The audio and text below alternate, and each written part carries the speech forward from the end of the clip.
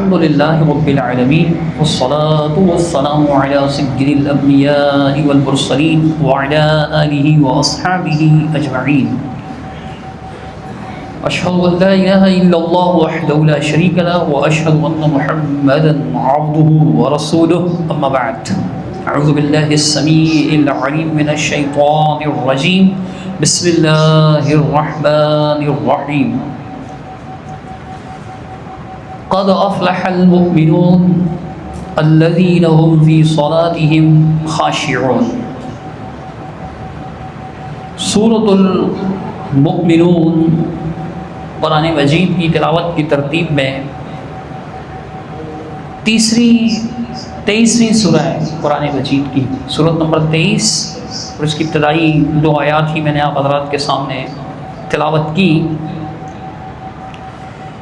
یزید بن بابوس رحمہ اللہ ایک تابعی ہیں، وہ بیان فرماتے ہیں کہ ہم نے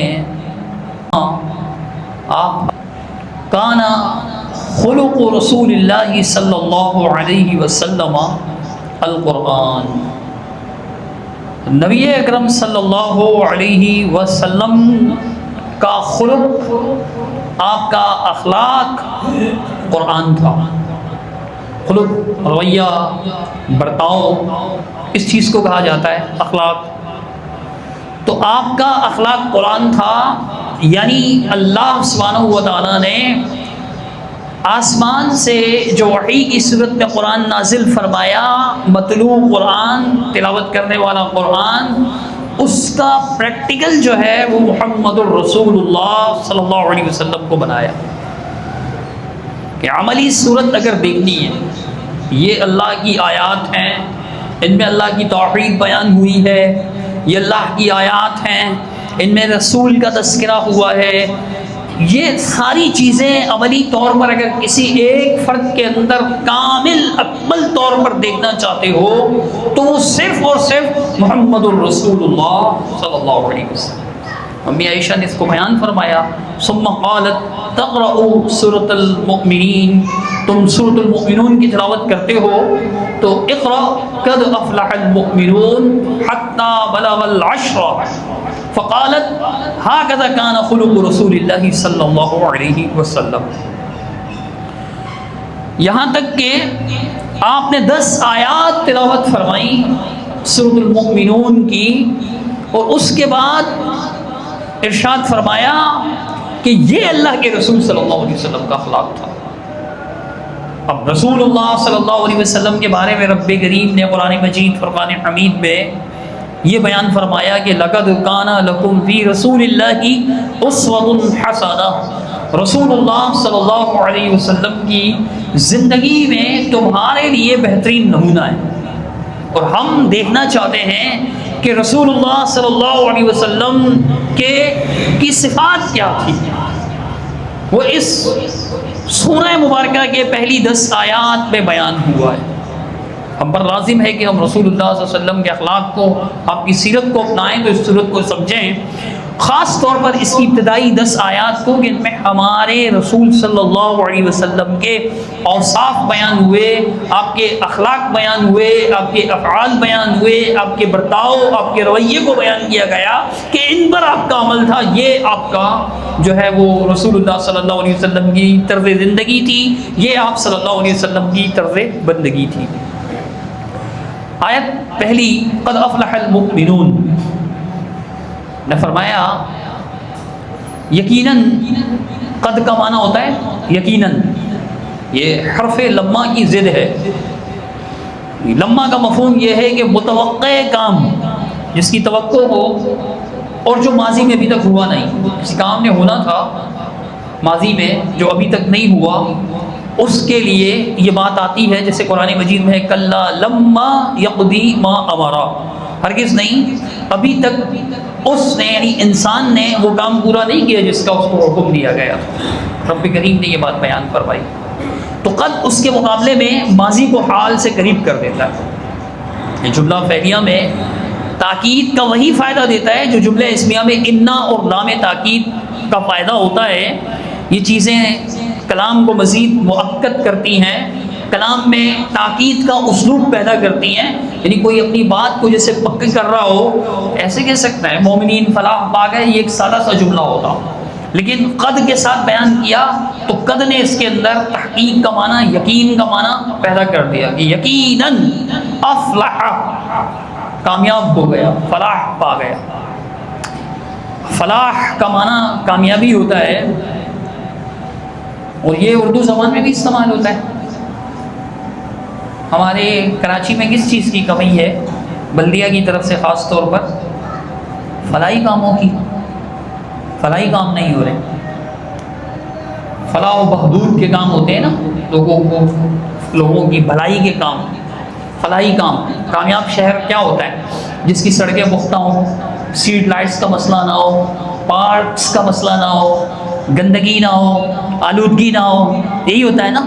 ان کاموں کو کیا کہتے ہیں؟ فلاحی کام۔ دنیاوی طور پہ تو یہ ہماری کامیابی ہے کہ ہمارا محلہ صاف ستھرا ہو، ہماری سڑکیں ٹوٹی پھوٹی بھی نہ ہو، گھڑے نہ ہو، جگہ جگہ ایکسیڈنٹس وغیرہ ہوتے ہیں، ان کی وجہ سے بہت سے مسائل پیدا ہوتے ہیں۔ فلاحی کام جب بھی کامیابی والے کام کہ کامیاب، ہم کہتے ہیں وہ دوسرے ملکوں کو جن کی سڑکیں اچھی ان کو ہم کہتے ہیں کامیاب لوگ ہیں وہ۔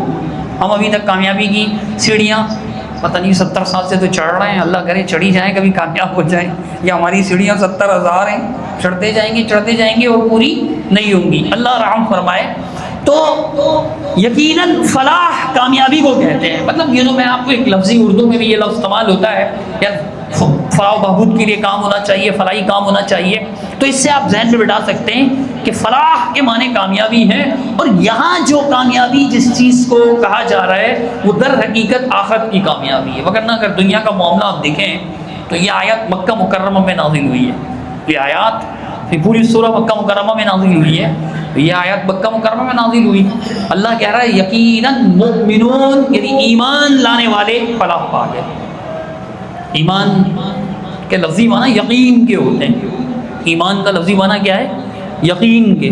حدیث بھی ہے الایمان والیقین کلہ، ایمان یقین کرنے کو کہتے ہیں۔ ایمان باللہ کا مطلب ہوگا اللہ پر یقین رکھنا، اللہ کو ماننا، یقین رکھنا اللہ کے وجود پر، اللہ کی ذات پر، اللہ کی صفات پر، رسول پر ایمان، رسول کو ماننا، یقین رکھنا کہ یہ اللہ کی طرف سے مبعوث ہیں، اللہ کے رسول ہیں، ان پر وحی نازل ہوتی تھی، ان کی اتباع، ان کی اطاعت، ان کی پیروی، ان کا فیصلہ ماننا ہمارے لیے لازم ہے۔ اس بات کا پختہ یقین، اس چیز کو ایمان کہا جاتا ہے۔ تو یقین لانے والے، ایمان لانے والے مؤمنون جو ہیں وہ یقیناً کامیاب ہو گئے۔ میں نے عرض کیا آپ کے سامنے کہ یہ آیات مکہ مکرمہ میں نازل ہوئی ہیں، مکہ مکرمہ میں۔ اب جن لوگوں نے سیرت پڑھ رکھی ہے، سیرت سے واقف ہیں، وہ جانتے ہیں کہ رسول اللہ صلی اللہ علیہ وسلم اور اہل ایمان جو آپ کی دعوت پر لبیک کہتے، ایمان لاتے چلے گئے، ان کے لیے مکہ مکرمہ کی زندگی انتہائی پریشان کن تھی۔ کیا آپ حرم مکی میں باجماعت نماز ادا کروا سکتے تھے؟ کیا وہاں آپ صلی اللہ علیہ وسلم جمعے کا خطبہ ارشاد فرما سکتے تھے؟ کیا وہاں اللہ کے رسول صلی اللہ علیہ وسلم اعلانیہ حق کی دعوت، توحید کی دعوت پیش کر سکتے تھے؟ یقیناً نہیں۔ طرح طرح سے رسول اللہ صلی اللہ علیہ وسلم کو تنگ کیا ہوا تھا، طرح طرح سے پریشان کیا ہوا تھا۔ ایمان لانے والوں پر کتنی آزمائشیں آئی تھیں۔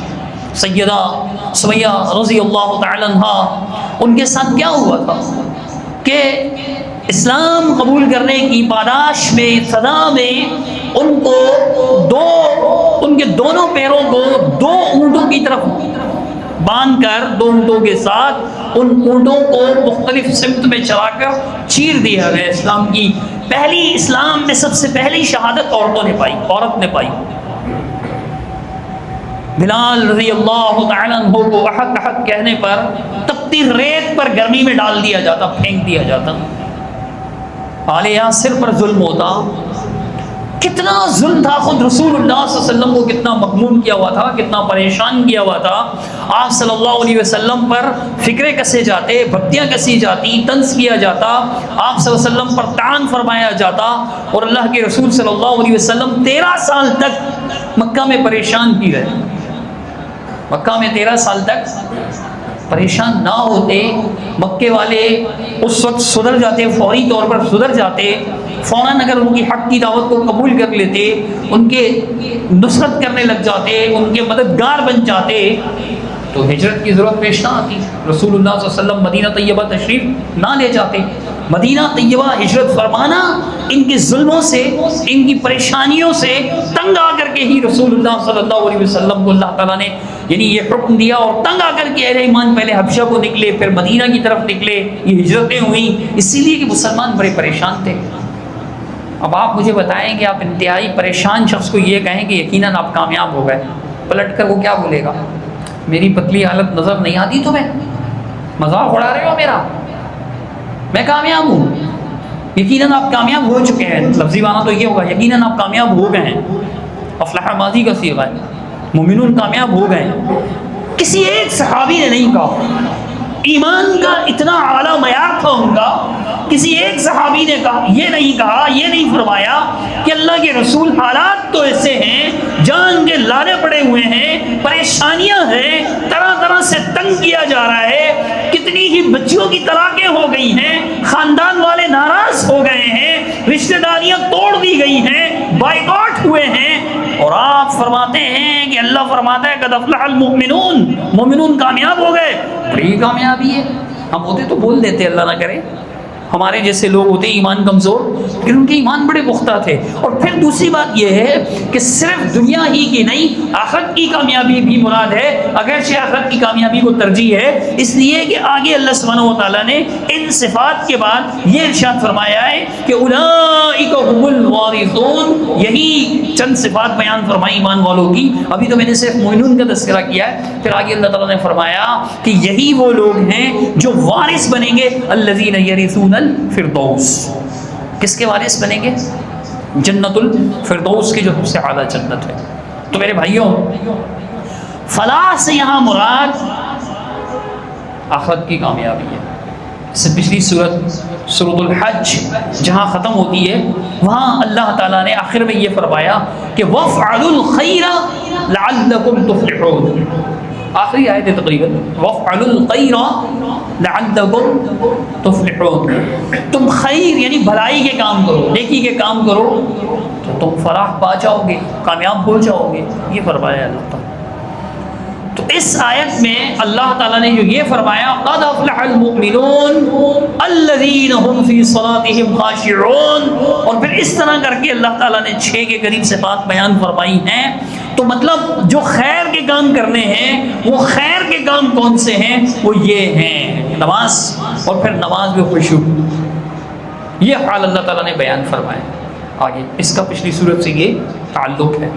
آج اس ایک آیت پہ اکتفا کرتے ہیں، انشاءاللہ پھر آئندہ 2 3 آیات کر ہم اس صورت کو پڑھتے رہیں گے. آپ خود بھی تشریف لاتے رہیے گا، اور اسی طرح اپنے دوستوں عزیزوں کو بھی اس پروگرام کے بارے میں بتائیے گا. اللہ تعالیٰ مجھے، آپ کو، ہم سب کو عمل کی توفیق عطا فرمائے. اقول قولی ھذا واستغفر اللہ.